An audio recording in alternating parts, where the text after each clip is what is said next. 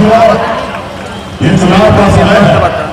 चुनाव तो ऐसे हर साल, हर 5 साल में 2 बार चुनाव होता है, लेकिन ये चुनाव बहुत खास है। खास इसलिए क्योंकि देश का संविधान खतरे में है, हमारे देश का लोकतंत्र व्यवस्था खतरे में है। इसके लिए साथियों, हमें मजबूती से लड़ाई लड़ने की आवश्यकता है। हमारे पूर्वज भी कभी इस देश को आजादी दिलाने के लिए 250 साल लगातार लड़ाई लड़े, तब जाके ये देश आजाद हुआ। साथियों, ये देश आपका है, ये देश हमारा है, ये देश किसी का जागीर नहीं है, ये देश आपका है। साथियों, हमारे पूर्वज ने 2 साल तक लड़ाई लड़ने के बाद आजाद हुआ। उसके बाद बाबा साहब भीमराव अम्बेडकर ने हमें एक संविधान बना के दिए, देश में लोकतंत्र व्यवस्था आया। आज हम जहां पे खड़े हैं, ये हमारे संविधान के दिया हुआ ताकत है। साथियों, अगर संविधान नहीं होता तो आज एक निषाद मल्ला का बेटा आपके सामने में सीना चौड़ा करके आज अपनी बात नहीं रख सकता था। साथियों, संविधान से पहले लोग हमारे हाथ से पानी नहीं पीते थे, लोग हमें इज्जत नहीं देते थे, हमें अपनी पार्टी में लोग नहीं बैठाते थे। किसी आंगन में हम चले जाते थे तो वो गंदा जल छूटकर उस आंगन में शुद्ध किया जाता था, लेकिन वही जगह पे जानवर पहुंच जाते थे तो उनको कोई फर्क नहीं पड़ता था। आज जो गरीब पिछड़ा गरीब ये समाज जो था, संविधान से पहले वो इंसान के लायक नहीं था, लेकिन बाबा साहब भीमराव अम्बेडकर ने हमें इंसान बनाया, हमें मान सम्मान अधिकार दिलाया। इसलिए साथियों, आप सभी का, हम सभी का फर्ज है कि देश में संविधान खतरे में है, लोकतंत्र के खतरे में है, उसको हम सभी को बचाना है। साथियों, कैसे आप देखिए, मैं गरीब परिवार में जन्म लिया, पिताजी मछली मारते थे, ऐसे गरीब परिवार में जन्म लिया जहाँ एक रोज पिताजी मछली न मारे तो दूसरे रोज घर पे खाना नहीं बन सकता था। ऐसे गरीबी में जन्म लिया। 18 साल की उम्र में घर परिवार रिश्तेदार सबको छोड़कर कांग्रेस के साथ चला गया। वहाँ मेहनत किया, मजदूरी किया, मात्र 900 रुपये महीने पर नौकरी न किया। संघर्ष के बदौलत बम्बई जैसे शहर में अपनी कामयाबी का झंडा गाड़ा।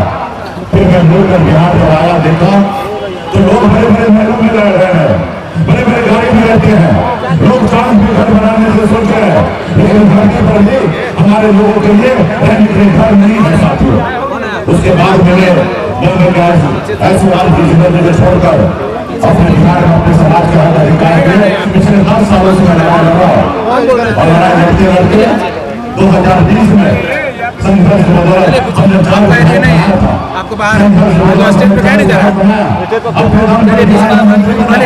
हमारे सहयोग से सरकार बना। अगर हम समर्थन नहीं देते तो बिहार का मुख्यमंत्री नीतीश कुमार जी शपथ नहीं ले पाते और बिहार का मुख्यमंत्री नहीं बनते। हमने ये सब किया, लेकिन हम लोगों को पसंद नहीं आया। जिन लोगों ने हमें हजारों सालों से अपने पैरों तले दबा के रखा था, उसको अच्छा नहीं लगा। उन्होंने देखा एक मल्ला का बेटा, पिछड़ा का बेटा बिहार में राजनीति कर रहा है, विधायक बना रहा है, इसका तो काम मछली मारना है, लेकिन ये विधायक बना रहा है, इसके रोको। उन्होंने साजिश के तहत हमारे विधायक को खरीद लिया, हमने सरकार से बात कर दिया जो सरकार हमने बनाया था। साथियों, ये मोदी जी की सरकार जो है गरीब पिछड़े की सरकार नहीं है। अभी मोदी जी को मैंने आया दिखाया था, कुछ बात ऐसा रखा जो मोदी जी को बुरा लग गया और उन्होंने हमारा सुरक्षा वापस कर दिया। 2 घंटे के अंदर में सुरक्षा हमारा वापस ले लिया। आज वो मल्ला का बेटा को जिंदा देखना नहीं चाहता, उनको मरवाना चाहता है। तो हम सर उठा के अपनी बात रखे, वो नहीं चाहता है कि हम गरीब पिछड़ा दलित के हक अधिकार की बात हम उनसे करें। तो इसलिए साथियों, ये देश में लोकतंत्र व्यवस्था नहीं है। बनी हुई सरकार को गिरा देते हैं, बड़े विधायक को खरीद लेते हैं, तो ये कहीं ना कहीं जनता का अपमान है। साथियों, तो मैं मोदी जी को आपके मन से कहना चाहता हूँ कि मोदी जी, मैं आपका विरोधी नहीं हूँ, मैं आपका तीसरा आंख हूँ। जो आपको नहीं दिखाई दे रहा है कि गरीब समाज में बच्चे इलाज के अभाव में मर रहा है, वही मैं आपको बताने के लिए आया हूँ। हम आपका विरोधी नहीं है, जो आप वादा किए वही बात बताने के लिए मैं आया हूँ। मैं जनता का आवाज हूँ, मैं आपका विरोधी नहीं हूँ। बताइए, मोदी जी आए थे, उन्होंने कहा था कि देश के सभी लोगों को मैं अच्छे दिन लाऊंगा। क्या आपके अच्छे दिन आए? क्या आपके अच्छे दिन आए? मोदी जी ने कहा कि कि हम सरकार में आने के बाद हर साल 2 करोड़ नौकरी देंगे युवा को। क्या आपको नौकरी मिला? मोदी जी ने कहा कि हम किसान कार्ड को विरोधी कर देंगे। क्या हमारे किसान भाई की आमदनी दुगना हुआ? उन्होंने कहा गरीब को पक्का मकान बना के देंगे। तो क्या गरीब भाई को पक्का मकान बना? नहीं बना। तो बताइए, मैं अगर ये बात कह रहा हूं तो मोदी जी को तकलीफ हो रहा है? अरे भाई, ये हमने क्या है, 2014 में मोदी जी ने ये देश की जनता से वादा किया। उन्होंने कहा कि हम आप पे अच्छे दिन आएंगे, लेकिन हम 10 साल उनका इंतजार कर रहे हैं। साथियों, बाबा साहब भीमराव अम्बेडकर ने बहुत सोच समझ कर संविधान में नेता के लिए सिर्फ 5 साल का समय रखा।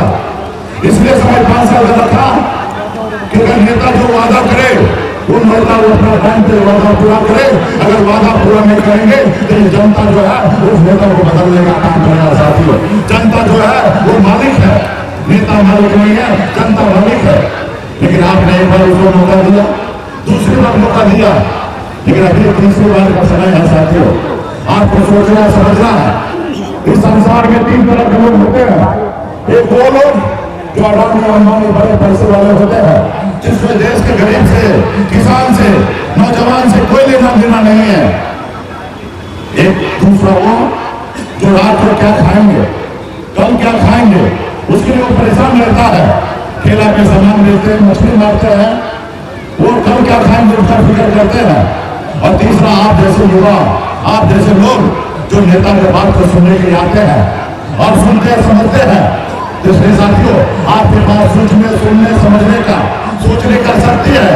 आप कल्पना कीजिए, अपने दिल पे हाथ दीजिए और सोचिए कि जो मोदी जी ने जो वादा किया वो 5 साल में पूरा नहीं कर पाया, 10 साल में पूरा नहीं कर पाया, तो आप क्या पूरा करेंगे?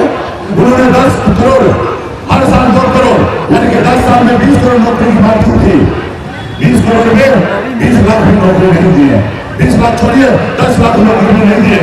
अब बताइए, जो आदमी 1% क्या आधे % भी रहा है, क्या उनको रैली कर सकता है? उनको कोई रैली कर सकता नहीं है। साथियों, आज मोदी को 75 साल पूर्ण करेगा।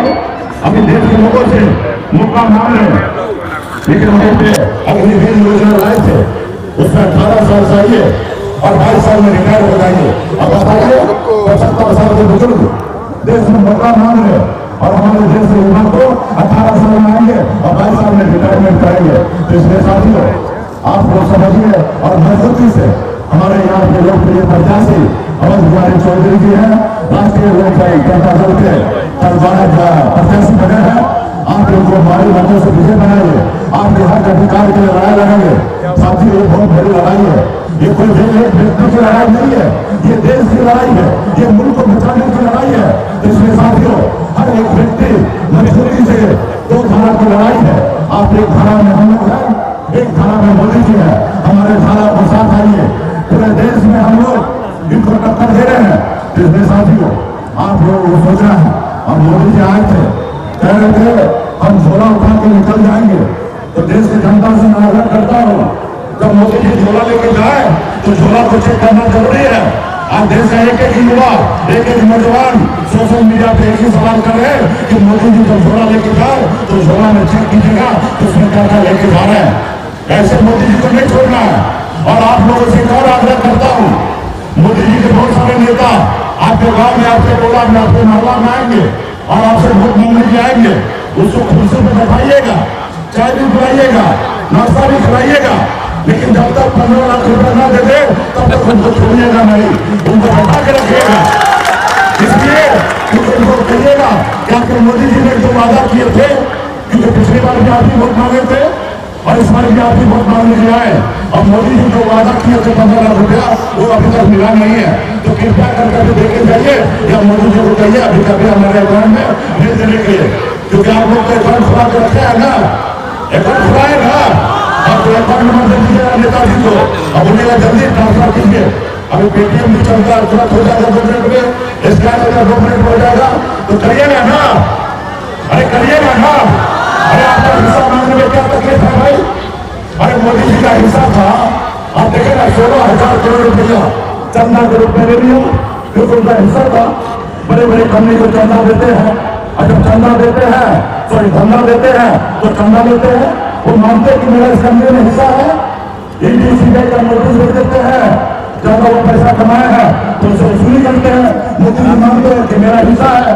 किसी तरीके से आपके प्रधानमंत्री जी ने आपसे वादा किया तो आपका फर्ज बनता है कि उससे वसूली करने का। साथियों बहुत बहुत धन्यवाद, तमाम यहाँ पे सभी नेतागण को बहुत बहुत धन्यवाद।